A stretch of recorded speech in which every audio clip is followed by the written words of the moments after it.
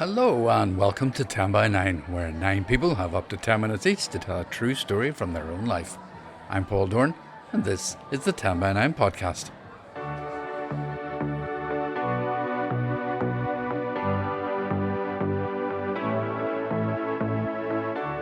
I was out on the road again recently with a trip to the wonderful Roe Valley Arts Centre in Limavady. That's a town about 60 miles from Belfast. There's always a full house and a warm welcome when we're there, but as it was Halloween, there was an extra buzz. It was Wednesday, October the 30th, and the theme was, appropriately, Halloween. But as always, the stories didn't go where you might have expected. I lost it with her and pointed out that I had in fact achieved higher grades than she ever did, and without putting in the required work. This went down poorly.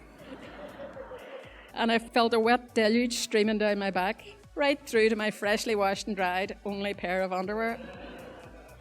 And yet, in the days and years that followed, I wanted so much to be haunted. I yearned for Jen's ghost to come visit me. So get ready for instructions for dying, a nightmare shortage of underwear, and a wish for a haunting. Okay, let's get started. And it was just his second time joining us at the 10 by 9 mic. Here's, appropriately, Mike Carlisle. Halloween 1951 was an important day in our family. It was the day my mum was born. Growing up, we loved Halloween, which is a strange thing for the son of a Presbyterian minister in Northern Ireland to say. When I was a kid, we would duck for apples, eat apple pies with a coin covered in foil buried deep within them, but it was all about Mum. Like so many, my relationship with my mum was complicated. I loved her, but I also resented her. No big reason, just a million little ones. When my generation misbehaved, our parents didn't march up to the principal's office in our defence. We received a scalp.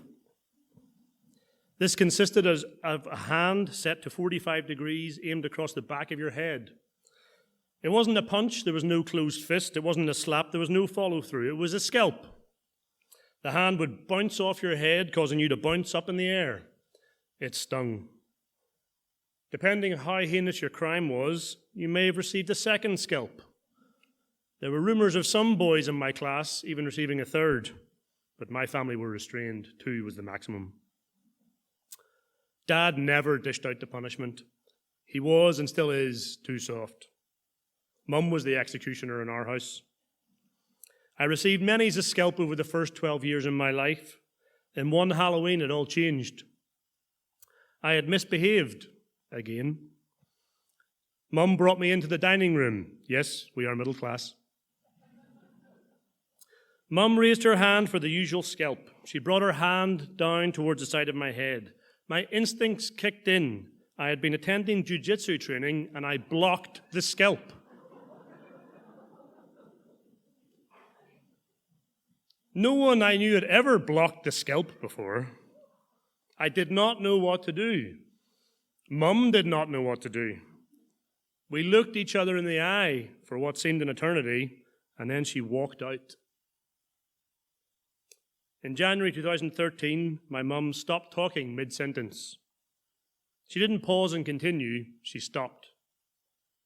She didn't forget what she was saying, she forgot that she was talking at all. A doctor suggested we get a CT scan. This led to a neurologist, a biopsy, an MRI. Mum was given medication that I cannot pronounce and told that she had a brain tumour. Halloween 1987. I attended a Halloween disco at my school. The best costume won a prize. Back when the prize was normally a Mars bar, this year was different because the prize was a £5 token for Stuart Miller. For that kind of moolah, I could get 2 He-Man figures. One problem, our family had a dearth of costumes. We had an old pirate hat and an eye patch that no longer fitted, and a plastic sword and shield that my dad told me were definitely authentic Roman centurion. Also, at this point, we had no money. We were not yet middle class. But I really wanted that £5 book token. So Mum made me a costume. She made, out of blue card and tissue, a hat with a rim 2.5 feet in diameter, and dangled long strips of ripped up tissue from the edge. I was a jellyfish. This was made evident to the other revelers at the Halloween disco by the piece of paper I had pinned to my blue t-shirt that read, "Jellyfish." I won. Thanks, Mum. Later in 2013, Mum was told she had an inoperable anaplastic cytoma. She needed radiotherapy. She was given 2 to 3 years to live. She lasted a further 11. Instructions for dying. Number 1, do it quickly. 3 years later, my parents moved house. The social worker advised them that at their age, they should sleep in the downstairs bedroom. They did not follow this advice. Later, Mum underwent chemotherapy. Mum had 4 sessions of chemo before one night leaving her bed to go to the toilet. My dad was woken by a strange moaning he couldn't identify. He rose to investigate and found Mum in a crumpled heap at the bottom of the stairs. The chemo and the new home layout had confused her. She had fallen all the way down every step. One evening a little later, Dad was out. While he was away, Mum had knelt down to blow out a candle that was on the hearth. When Dad arrived back home, he found Mum lying on the ground. She had been unable to get up, so she lay on the floor waiting for him for 2 hours. She never walked more than a few hundred yards again. Instructions for dying. Number 1, do it quickly. Number 2, don't lose mobility. In the summer of 1995, we moved from Bangor to Newry. Our middle classness well established at this point, we got in professional movers. During the move, I discovered that my mum had a guitar. We arrived in Newry 3 weeks before school started. There was nothing else for it but to teach myself to play guitar. I grabbed a book and started to learn, of course, The House of the Rising Sun. Before long, I was playing Nirvana and Therapy on this old classical guitar, and inevitably, a string broke. My mum's response to this was, "You're playing that too hard. Those strings have been on that guitar since 1976. By Mum's reckoning, guitar strings that don't last a full 2 decades are not worth the 5 pence they charged her in the mid-70s. Decades later, Mum got herself a beautiful Taylor guitar. None of us knew why. She was terrible and rarely played. But by that stage, our middle classness had come with the perk that we all pursue: surplus income. By 2019, it was clear that she was not going to be able to play the guitar ever again. A significant moment for the guitar-playing members of my family, so my brother claimed it before I could. Instructions for dying. Number 1, do it quickly. Number 2, don't lose mobility. Getting my A-level results in 1999 was not fun. I attended a school in Banbridge, but when the results came out, we were holidaying in Portrush. Our middle classness taking a hit, so we couldn't go to Mallorca that year. My mum and I drove to Banbridge in the rain. It was a tense car journey. I knew that I had not done enough work to do well in the exams. She was irritated. I did not know why. I did okay. I didn't get the results I needed to get into the course I wanted to do. My mum was very angry at my lack of work. I lost it with her and pointed out that I had in fact achieved higher grades than she ever did, and without putting in the required work.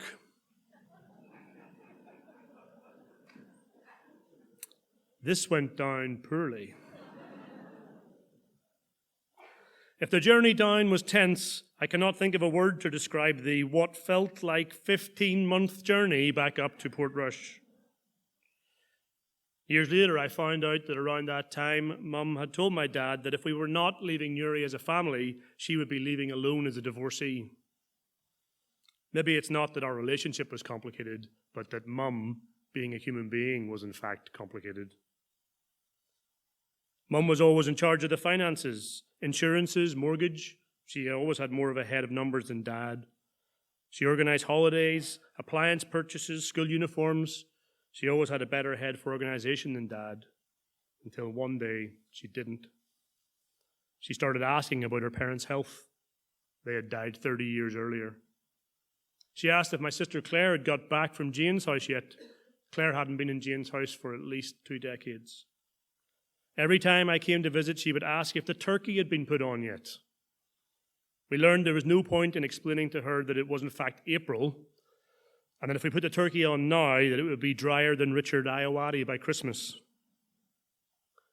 I often responded to this request by going off to check on the turkey, crying in the kitchen alone, and then walking back, by which time she'd forgotten she even asked the question. Instructions for dying. Number 1, do it quickly. Number 2, don't lose mobility. Number 3, don't lose your mind. During the 11-year death sentence, Mum had multiple hospital admissions for shingles, pneumonia, infections, respiratory problems. There isn't a care facility in North Down that she didn't visit. Each time I got the call telling me she was in hospital, I assumed this was it. It never was. Dad and I talk every Sunday afternoon. Any other day I would see his name appear on my phone, I would assume this is it. But it never was. Until 10 weeks ago today, I received a call in my kitchen from my dad saying, she has gone. Instructions for dying. Number 1, do it quickly. I'm glad you ignored rule number 1. If you hadn't, you never would have met your final grandchild, my son Ezra. He still shouts nanny when we arrive at Dad's house. I hope he always does.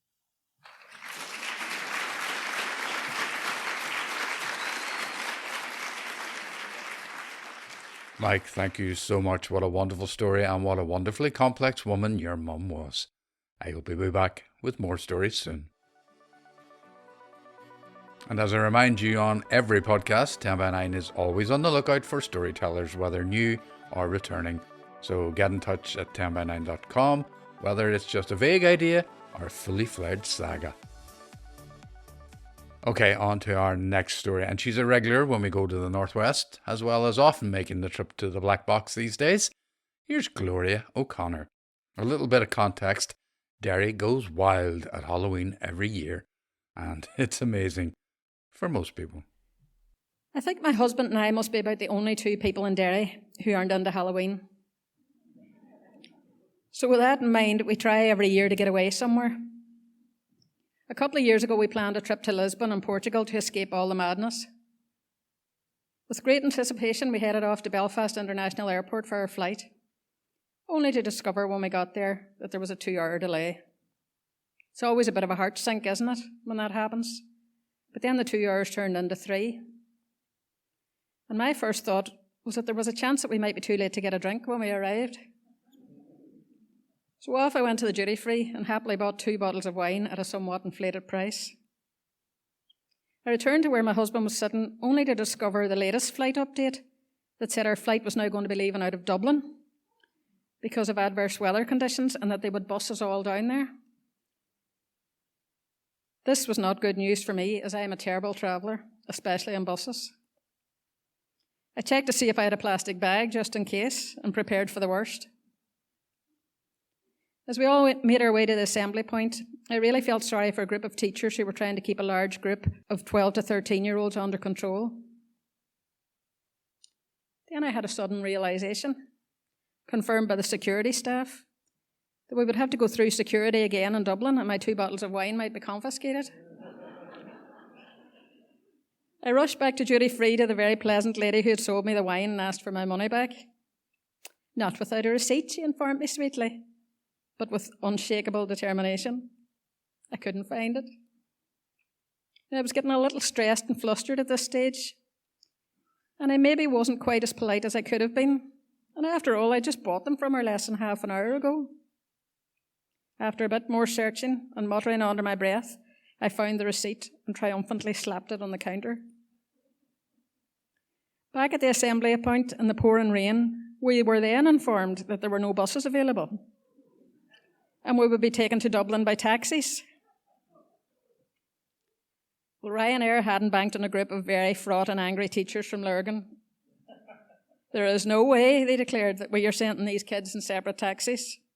We don't have enough teachers to accompany them all, and it would be breaking the safeguarding rules. There really was no arguing with this logic. And the next announcement said that they would fly a plane up from Dublin, and we would fly out of Belfast after all. Why didn't they say that in the first place? I desperately wanted to go back and buy my 2 bottles of wine again. But I remembered the saleswoman's unimpressed face and decided against it. At this stage, I remember messaging my grown-up kids and saying that this is getting so ridiculous that I can feel a 10 by 9 story coming on. That's what happens when you do too many of these events. My son-in-law replied, at least you'll be able to claim compensation for the delay. I checked the policy, and it turns out that Ryanair pay compensation after 5 hours of delay. They had us taken off 4 hours and 52 minutes late. Good old Ryanair. The disruption to our plans didn't end there, however. When we arrived at our apartments in Lisbon, sorry, in pouring rain, we were informed that due to an error in booking, our apartment was not available, and we would be put up in the 5-star hotel next door with complimentary breakfast to make up for their mistake. Not bad, you might think. But I was mentally going through the contents of my luggage to see if it was up to a 5-star hotel. I was very much afraid that I'd be found lacking. It was getting late now, but fortunately the rooftop restaurant was still open, so off we went after a very speedy change of clothes. The food was exquisite, even if the bill made our eyes water a little. But never mind, as my old auntie would have said, sure, you're on your holidays. The major drawback for me with this beautiful hotel was that our room was on the 11th floor. Now, I don't like buses, but I also don't like lifts, and the stairs were for staff use only. It turned out that the lift for a 5-star hotel was surprisingly slow and noisy, so it was a bit of a white-knuckle ride for me, which I was only prepared to do once or twice a day at most. I have always considered myself to be a very organised person when it comes to packing for holidays. So I was very disappointed the following morning to discover that I had forgotten to pack a very essential part of my wardrobe: clean underwear.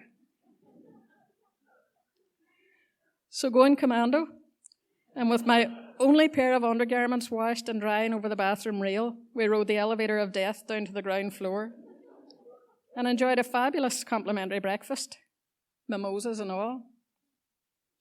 Although it was still raining heavily, we set out to get me some new underwear.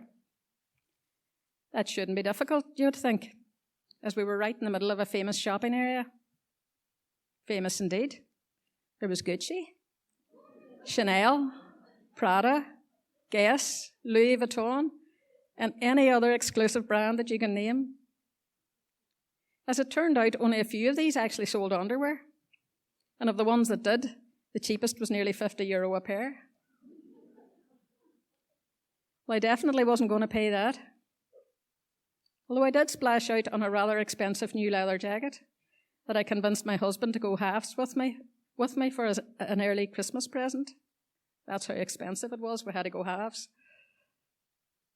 Getting tired and hungry again now, we trudged wearily back to the hotel to get dressed for dinner. Never mind, I thought. Tomorrow I'll go looking for a Primark or something similar. The rain was pretty much non-stop since we arrived, but we bought umbrellas and got ourselves ready for dinner that evening.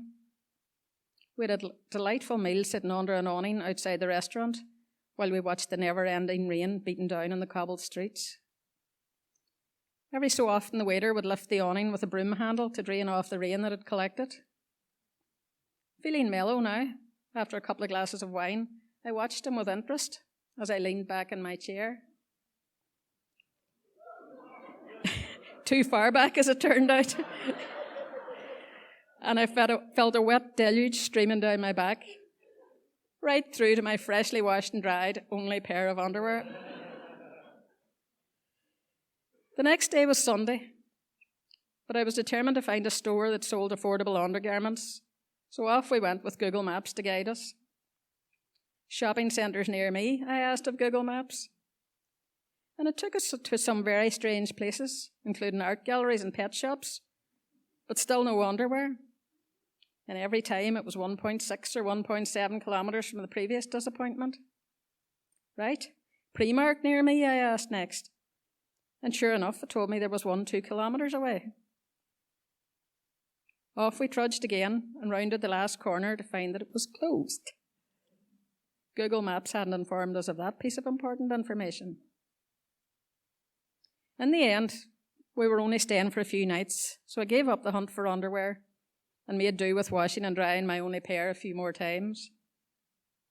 On our last night going out to dinner, dressed in my expensive new leather jacket and going commando again out of necessity, my husband laughed and said, "You know, you really are all fur coat and no niggers."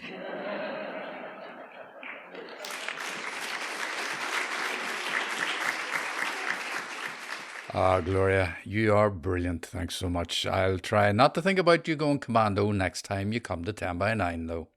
See you soon. Now, as you know, and you're probably sick of hearing it, 10 by 9 is always free. But if you'd like to help ensure our events and this podcast continue to thrive, you can help us out with a donation via Patreon. There's a link on our website. That's 10by9.com. As always, a big thank you to everyone who has given, whether electronically or at our live events over the years. It really helps, and we are so grateful. Thank you. And a big special shout out, actually, to Judy Daly, a listener in New York who got in touch. She's originally from Ireland, and she said she loves listening to the podcast. Thank you, Judy. Keep listening. Okay, on to our third and final story on this podcast. It was her first time at a 10 by 9, but she nailed it with this story. She had come all the way from the States, Chicago, I believe. Let me introduce you to Julie Kipp.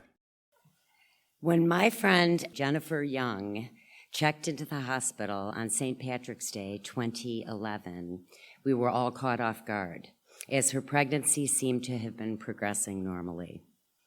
But in her 33rd week, she was diagnosed with preeclampsia, a life-threatening condition of pregnancy for which the only real cure is the immediate delivery of the baby. When I got to the emergency room that night, she told me the doctors wanted to hold off another week to give the baby a little bit more time. They were planning to transfer her the next day to a better-equipped hospital, but for the time being, they would monitor her in the emergency room while waiting for a bed upstairs. While we waited in the ER, Jen told me that both she and her sister Tanya had been born prematurely. She said her stepbrother's mother had died in childbirth, as had one of her second cousins. I was pretty shocked by these revelations, but I confess at this point I still felt no real fear for her. Until the contrary, I kept assuring her that everything would be okay. I had used natural childbirth techniques when my 5 children were born, and I was an advocate for empowering mothers and didn't want to encourage the idea that childbirth wasn't a horrific experience. Besides, if she needed anything, we were sitting in an emergency room in the richest country in the world, surrounded by nurses, doctors, and machines designed to save lives. It never crossed my mind that Jen could be in danger. I had no idea that as a Black woman in America, she was at much greater risk for life-threatening complications. That's what haunts me. And at first, Jen seemed fine, but about a half an hour after I arrived, she began to shift about in her bed and talk about how her stomach was bothering her. The pain spread to her back, and I remember feeling her belly because I thought she might be having contractions. I went out to the nurse's station at some point to report on Jen's symptoms, but the nurse seemed unconcerned and assured me there was nothing to do but encourage Jen to calm down. Instead, Jen just started getting louder and more upset. She started vomiting and then complaining that she was feeling very, very hot. Of course, I was now seriously alarmed, insisting that somebody get a doctor. Most worrisome, Jen was developing a headache, which rapidly became unbearable. The nurse kept monitoring Jen's blood pressure and telling her to just relax, while we waited and waited and waited for a doctor. I remember one blood pressure reading 190 over 110 and saying, "Isn't that very high?" Jen grew so hot that she said she felt like her skin was burning, and finally she just tore off the hospital gown she was wearing, saying that it was hurting her skin. I could tell that the nurse was shocked and was actually judging Jen and finding her immodest and over the top and maybe even a little crazy. But it's clear now that Jen was growing frantic because she knew she was in grave danger, and she could tell no one was paying attention. I had arrived at the ER at about 7 p.m., and it was about 9:30 before an actual doctor came to see Jen. More than 2 hours after she started exhibiting signs that her preeclampsia was developing into full-blown eclampsia, a disease caused by the pregnancy itself, which kills mothers without mercy. After checking Jen's vitals, the on-call obstetrician gave her a shot of something for the nausea that she said also contained a strong sedative. She explained that Jen had a headache because she had been crying too much and that she was merely overly agitated, as though she was some troublesome patient who was making herself sick. And then she insisted that Jen needed sleep and that I had to leave. Obviously, I should never have left. I knew that something was wrong. In my gut, I knew it. But everyone standing around Jen's bed in the ER was acting and speaking as though they were on top of everything and treating me as though I was in the way. Jen's husband had arrived. My own kids were home alone. And so I did what the doctor told me and left for the night, with a promise to be back first thing in the morning. I kissed Jen on the forehead and told her I'd see her the next day and said, "I love you." But truthfully, I don't think she actually heard me. Her eyes were funny, and it seemed like she was concentrating on something far away. On my way out, the nurse who had been with me watching Jen deteriorate stopped me and said to me, "What is she normally like?" This seemed precisely the wrong question to ask. "What do you mean?" I said to her. "She normally isn't experiencing an acute physical crisis. Normally she doesn't writhe around moaning or tear off her clothes." The nurse looked confused, and yes, finally looked scared. By this point, she must have recognized that Jen wasn't making a scene. She wasn't a loud, crazy black lady. The hospital staff had repeatedly told her and me that she just needed to calm down. And as I stood there watching, they basically did nothing during the brief window available during which they could have saved her. What is she normally like? This is one of the sound bites from that night that haunts me. We live in a town full of mostly tall, blonde, very white people, the descendants of Dutch immigrants. And I cannot help but think that the whole thing would have played out very differently if Jen had been pale-skinned, blue-eyed, and yellow-haired, like both her nurse and her doctor. I believe things would have played out differently if the hospital staff had been trained to recognize their own internal biases against outsiders.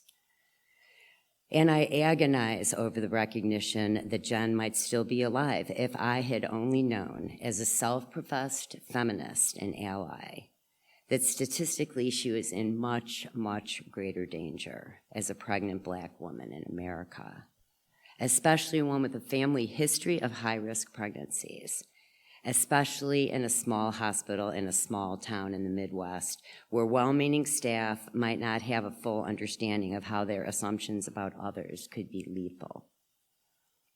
I, too, should have seen more clearly, intervened more forcefully, advocated for her more persuasively.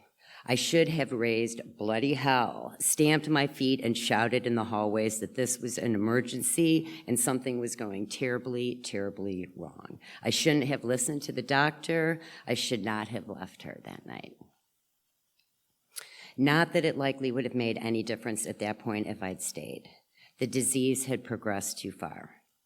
After sleeping for about an hour or so, knocked out by the sedative, Jen had a major seizure and then went into a coma, after being delivered quickly by cesarean section of a son, Solomon. The next time I saw her, she was hooked up to a lot of machines, one of which was breathing for her. I asked one of the doctors, when she woke up, was there a possibility of brain damage?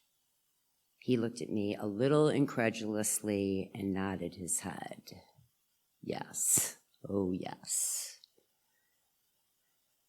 We, her friends and family, said goodbye to her the next morning, after she had been pronounced dead and received last rites, and before they had harvested her organs, which saved 4 lives and enhanced the lives of dozens of others. The hospital staff brought Solomon to her room before they wheeled her away and placed him on the pillow beside her head. Jen's mother, Rose, took a picture, and that's another mental image that will haunt me forever.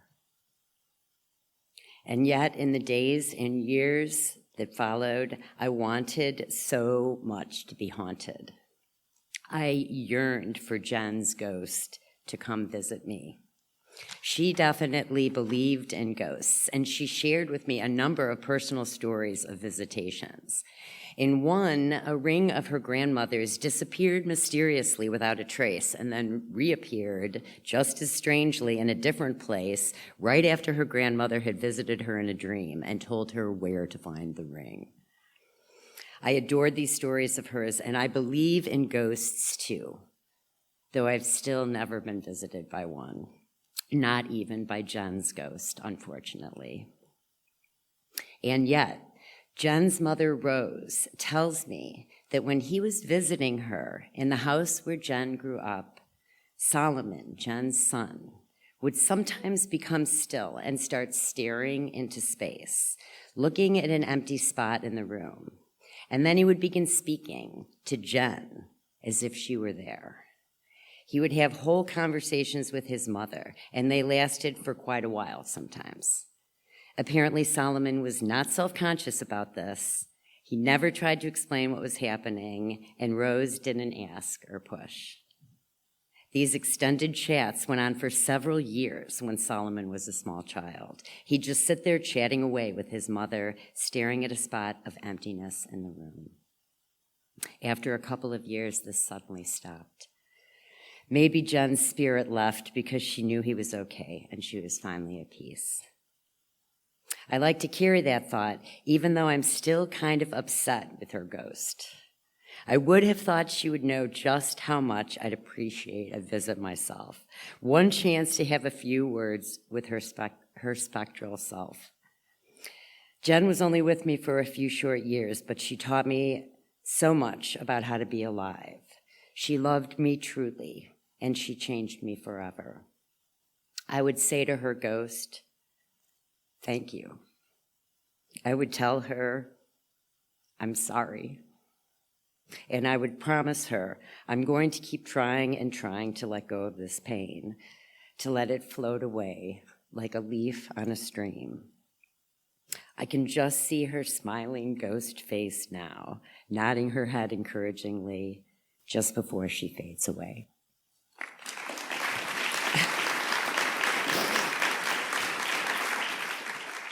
Julie, what a wonderful story and a real tribute to Jen. Thank you so much for sharing that with us. Wonderful.